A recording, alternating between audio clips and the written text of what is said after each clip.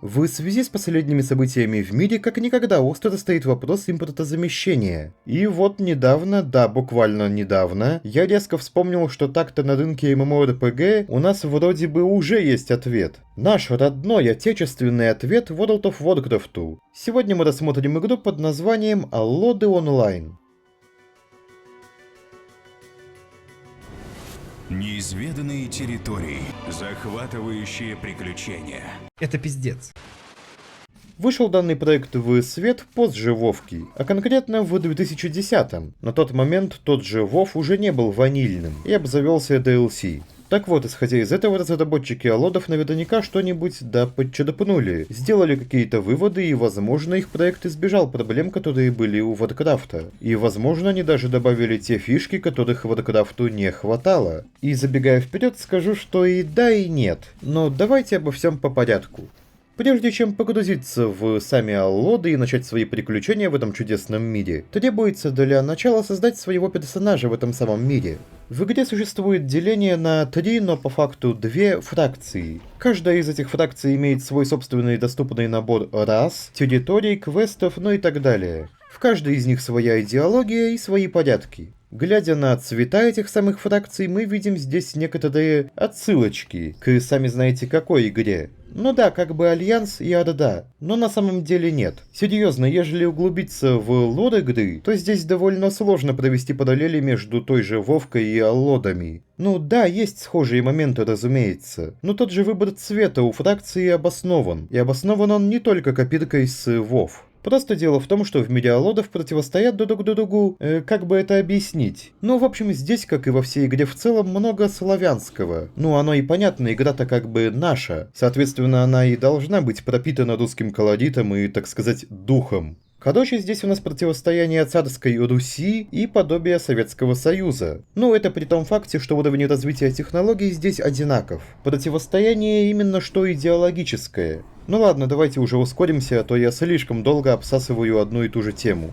В состав так называемой царской Руси входят канийцы, они же просто люди, эльфы, они же напоминают каких-то феечек, потому что с крыльями, и гиберлинги. Представляют они собой сразу 3 зверьков, которые, кооперируясь между собой, образуют один полноценный юнит. Да, как-то так. На стороне же псевдосоветского союза у нас хадаганцы, это тоже люди, орки, ну тут все понятно, и восставшие, они, кстати, не являются копиркой нежити из Вова. Здесь это своя самобытная раса в некотором роде техно-нежити. Довольно интересные ребята, кстати. Ну и есть еще в некотором роде нейтральная фракция, представители которой могут сами выбрать, за кого им сражаться. И называются эти ребята прайдены, хотя лично я называю их фурями. Ну и соответственно тех, кто играет на них, я называю... неважно.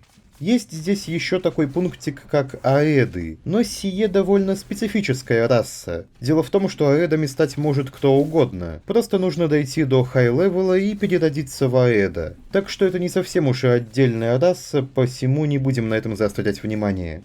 Поговорим лучше про доступные классы в игре. И здесь у нас в целом все по стандарту, ну за исключением разве что пары моментов. Некоторые классы здесь являются в коем-то роде смесью других классов. Ну, классов из других игр я имею в виду. Но здесь уж у каждого свой взгляд на вещи.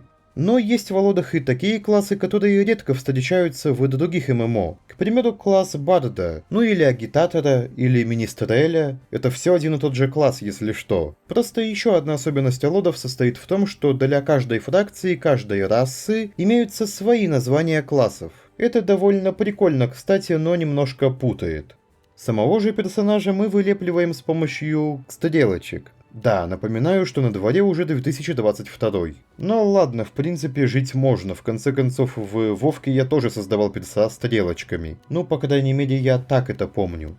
В целом, кастомизация персонажа в Аллодах не богатая, но в то же время и не бедная. Все-таки сделать здесь нормального и в некотором роде самобытного персонажа все же можно. Так что все окей. Ну а мы переходим уже к рассмотрению остальных аспектов игры, ибо у нас тут все же не гайд по созданию перса, как могло бы показаться, судя по тому, сколько времени я этому уделил. Сам игровой процесс в игре выполнен, как и во многих других ММО. Подходишь к квестодателю, читаешь квест, берешь его, идешь выполняешь все и по возвращении забираешь награду. Но в случае с аллодами отдельное внимание хочется уделить именно что тому самому русскому колориту, которым пронизано здесь вообще все. Все эти названия локаций, а иногда даже и квестов, море отсылок к такому же морю произведений русской литературы и кинематографа. Ну и, разумеется, общий сеттинг. Внешний вид и общий дизайн доспехов, бочки с квасом, стоящие на улицах столицы, да и в целом даже речь NPC. Местами довольно непривычно читать таким образом сформулированные предложения, но это не есть плохо, если что. Да и в принципе, а вот вам то, что в комментариях-то и не нуждается.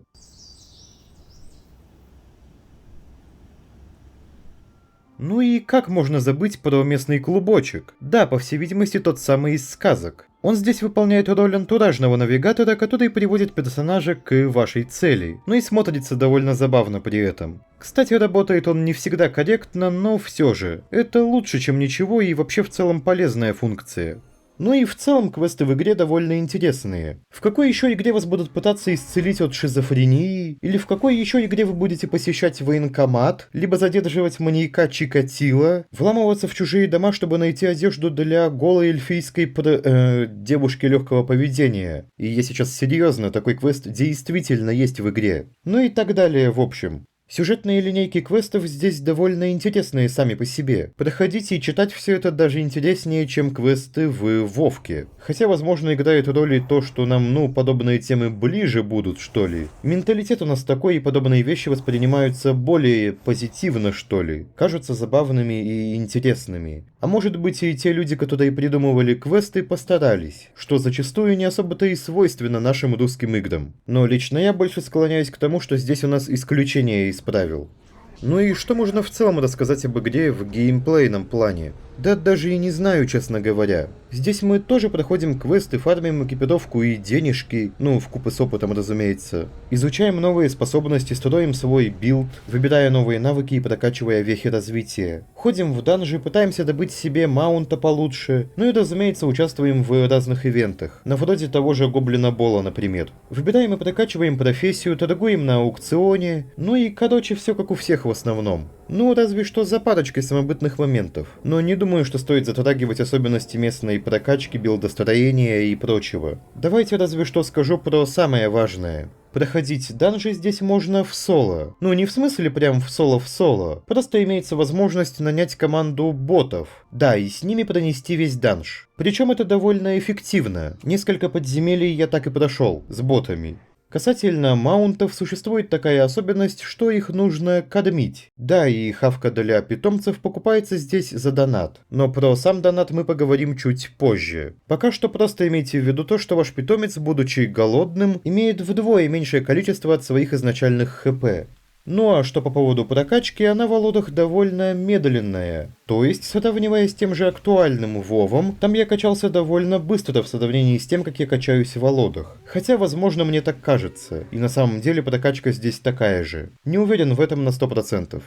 А прежде чем мы перейдем к ранее обозначенному донату, давайте малость затронем техническую часть игры. Графон Аллодов вы лицезреете на всем протяжении данного ролика. Все выводы вы, скорее всего, уже сделали сами для себя. Ибо, да, это далеко не лучший графон из ММО. Тот же ТСО или, упаси господи, Black Desert смотрятся гораздо лучше. Но при этом по стилизации Аллоды вроде как и не претендовали никогда на какой-либо реализм в графическом плане. Поэтому сравнить Аллоды можно с Вовом. В конце концов, в нем похожая стилистика. И в этом плане, да, Вов тоже выигрывает у Аллодов. Хотя это как посмотреть. Просто в том же Вове качество графики местами очень и очень разнится. Дело в том, что новые DLC выходят, и графику там рисуют, разумеется, все лучше и лучше, а старые локации не обновляются. И вот, сравнивая графику в этих самых старых локациях с графикой Аллодов, и сравнивая тех же ванильных мобов из Вова с мобами в Аллодах, хочу сказать, что Аллоды выигрывают. Здесь и текстурки более четкие, и рельеф местности более адекватный, и все это вкупе с тем, что от внешнего вида мобов не хочется блевать. Так что ситуация здесь двоякая. Но, разумеется, ежели брать картину в целом, то да, Аллоды явно не будут в топе списка самых графонистых ММО. Хоть и спешу заметить, что займут не самые последние места. Далеко не самые последние. Уверяю, есть игры популярнее и при этом гораздо хуже в этом плане. Кстати, ежели хотите материала по ним, то пишите об этом в комментариях. Может, что-нибудь и сделаю в будущем. И все же, как бы я сейчас не пытался в некотором роде оправдать аллоды, у них действительно есть проблемы в техническом плане. И заключается основная проблема в том, что игра использует только одно IDO процессора. Соответственно, производительность игры не самая лучшая. Правда, мое ведерко все же справилось. На максималках выдает порядка 70 FPS, ну в разрешении Full HD. Увы, этот самый FPS куда-то пропадает, в тех ситуациях, когда врагов на экране очень много. Ну или ежели много игроков вокруг, например. Но в целом играть комфортно и все же можно и не на максималках так-то. Ползунков и параметров здесь хватает, поэтому можно добиться хорошей производительности даже в ранее описанных мною сценах. Было бы желание. Что касаемо звука в игре, то здесь довольно все средненько. Язык не поворачивается сказать, что это лучшее, что я слышал, но в то же время не могу и сказать того, что это худшее, опять же. Общий саундтрек вполне приятный и существует несколько композиций. Соответственно, все это дело не особо надоедает. По крайней мере, у меня еще не появилось желания отключить звуки. Так что, наверное, все хорошо. Теперь про донат. Про тот самый легендарный вездесущий донат в аллодах. И да, знаете, я не дошел до хай-левела. Уж простите, я каюсь, но в конце концов, сколько можно видео не выпускать и при этом тратить свое время на прокачку здесь, учитывая то, что у меня так-то и до других дел хватает. Но я в целом пошарился по местному донатному магазину, почитал форумы, поспрашивал игроков, и в целом донат в этой игре не так уж и страшен, как его малюют. Да, вся эта шмотодрочь, руны и прочие усилялки. Это, конечно же, имеет место быть, особенно в ПВП. Но опять же, а кто заставляет тебя принимать в этом участие? Ежели ты по натуре своей не являешься писькомером и хочешь просто поиграть, побегать по данжикам с другими игроками, пообщаться, фигней пострадать там, почитать, повыполнять квестики и так далее, то тебе все это просто не нужно. Да, существуют всякие штуки, которые могут упростить геймплей. По типу зверюшки, которая сама будет собирать лут с врагов. Правда, лично мне, несложно нажать одну кнопку на клавиатуре, которая отвечает за собрать все вокруг. Платить за это деньги, это как-то, не знаю. Донатная косметика из лутбоксов, так это есть везде в принципе сейчас. Как бы ежели ты являешься скинодорочером, то ты и так потратишь деньги просто в другой игре. И опять как бы вина ли это аллодов, в смысле это ж не pay to win, это просто скин. На твоем геймплее это никак не отразится. Все, что здесь приобретается за реальные деньги, в некотором роде является социальной составляющей. В том плане, у кого круче маунт, у кого здесь лучше броня, у кого хватает достатка, чтобы кричать на общемировой чат. Да, чтобы написать в общий чат всего мира, нужно денежку заплатить. Да, я не особо такое одобряю, но да ладно. Один хрен кооперируешься с игроками ты именно в зоне своей видимости, а писать в этот раздел чата можно и бесплатно. Со временем данжи и квесты становятся проходить сложнее. Но опять же, давайте вспомним, что это все-таки ММО. Вся суть, вся соль этих игр состоит именно в том, чтобы игроки взаимодействовали. По крайней мере, так было изначально. И почему бы вам и в аллодах не объединяться с другими игроками, чтобы проходить квесты вместе? Это ведь вполне закономерно, что поначалу ты справляешься совсем один. Это нужно, чтобы ты посмотрел на игру в целом, оценил контент и научился чему-то в этой игре, и принял решение о том, останешься ли ты здесь. Да и в будущем по мере прокачки не становится прям тяжело. Вполне можно и дальше проходить квесты в соло. Будучи среднестатистическим игроком, вы получите большую часть контента, и для этого вам не обязательно донатить. Разумеется, война с представителями другой фракции — это тоже часть контента. Но опять же давайте вспомним WoW, в котором необходимо покупать DLC. Ибо ни шмотки, ни предметы, которые нужны вам по профессии, которые были, собственно, в старом аддоне, который ныне стал бесплатным, в актуале уже никому не нужны. Толком никто не пойдет на подземелья, вы физически не получите самую топовую экипировку, по причине того, что играть будете вы прошлые аддоны, а в актуале экипировка, разумеется, куда лучше. И все это при том, что вы обязаны продолжать платить реальные деньги за подписку.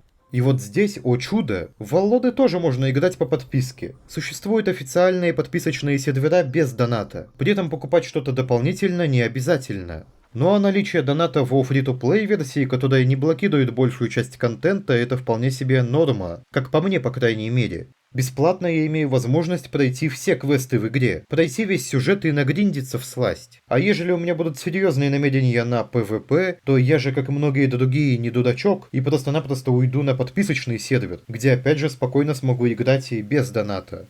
Так что, дамы и господа, россказни про донат в Аллодах — это в большей степени история не совсем адекватных людей, которые действительно задонатили в игру целую тьму денег, ради того, чтобы, получается, соревноваться в донате. Таки настоящий бойцовский клуб. И опять же, это их выбор. И ежели уж я играю бесплатно благодаря тому, что какой-то неадекват вливает деньги, то, возможно, это и эгоистично, конечно, но мне пофиг. Спасибо, что оплачиваешь мое веселье. В донате, что существует в Аллодах, я не нахожу ничего зазорного. Нынешние реалии игровой индустрии являются более вопиющим безобразием. Очнитесь, нас заставляют донатить уже в сингл-игры. А здесь у нас онлайн, да еще и такая игра, в которую можно играть без доната и даже получать удовольствие при этом. Кому надо, и те, кто действительно обладает хотя бы толикой здравомыслия, попросту уйдут на подписочные сервера и будут там счастливы. Посему давайте уже закроем тему доната и подведем итог. Аллоды — это вполне себе неплохая игра. Можно позалипать, погриндить, раз уж имеется к этому тяга, почитать квесты, и в принципе неплохо провести время. В игре неплохая, пусть и уже устаревшая графика, хорошая фоновая музыка, классная атмосфера и в целом лор игры, но при этом, скорее всего, пока не самый большой онлайн, не так много контента, как в том же WoW, некоторые спорные моменты по поводу доната, и по большей части стагнация проекта. Правда, сейчас думаю, что с наплывом игроков, возможно, разработчики и зашевелятся. А стоит ли в это играть вам, решайте уже сами. Свое мнение об игре я высказал, весит она сама по себе немного и является бесплатной. Скачав ее и попробовав, вы не потеряете ничего, кроме своего времени. А на этом на сегодня все. Пишите лайки, ставьте комментарии, или наоборот, кому уж как больше нравится. Желаю вам удачи, надеюсь увидимся в следующих видео и пока.